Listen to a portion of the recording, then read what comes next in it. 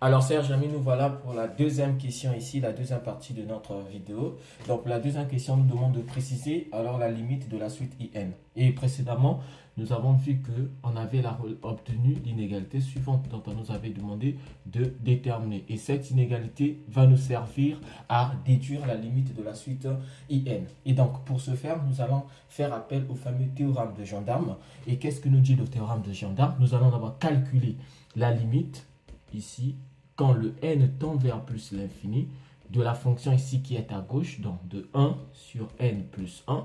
Donc voilà. Et ici, lorsque nous calculons cette limite, on va très vite remarquer que nous aurons, bon, permettez-moi de remplacer, on aura 1 sur plus l'infini. Et ici, ça donne un 0.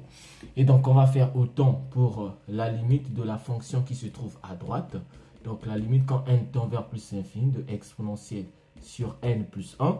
Ici, on aura exponentielle sur plus l'infini aussi. Donc, ce qui vaut 0 parce que tout nombre divisé par l'infini va donner 0.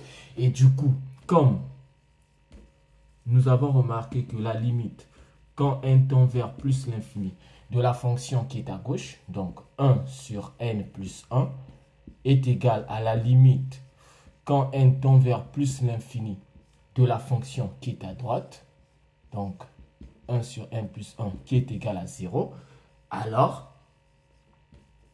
d'après le théorème de gendarme,